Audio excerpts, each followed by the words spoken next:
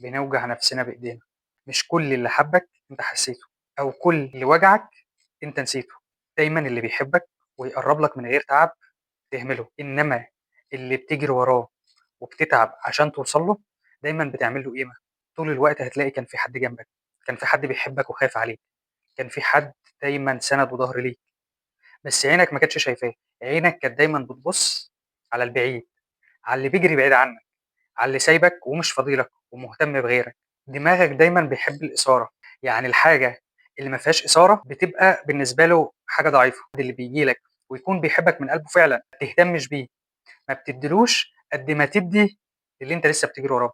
بس لو بصيت وبذلت ربع الطاقة اللي بتبذلها عشان توصل للي مش شايفك أصلا، صدقني هتوصل لنتيجة كبيرة وجميلة قوي مع اللي بيحبك وبيديلك كل حياته على طبق من ذهب، وانت بتنساه وتسيبه وتبقى اخوه بيحبك ودايما متاح ليك ودايما سند وظهر ليك. بس تجري على صاحبك وتحس ان صاحبك اهم من خطيبتك، مراتك، حد بيحبك بلا مقابل، قريب منك وبيعشق ترابك. بس انت ما بتدورش غير اللي يدوس على قلبك ويكسرك وانت اللي تجري وراه.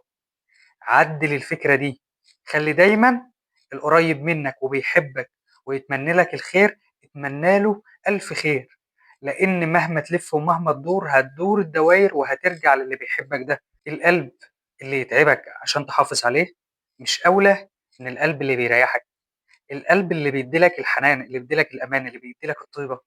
دور على اللي بيحبك بإخلاص، دور على اللي بيحب. بس استنت ناس وضيعت عمرها عشان بس تشوفها أو تحس بيها أو تبقى في يوم من الأيام شريكة حياتها.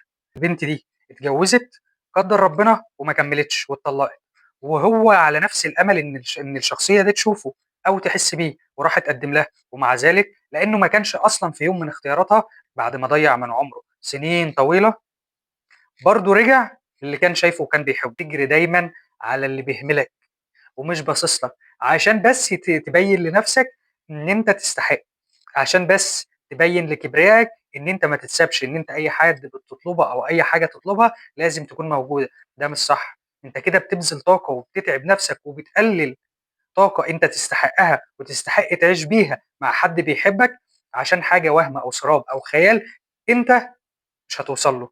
مهما جريت وسعيت هو مش بتاعك، لو كان بتاعك كان جالك من الأول.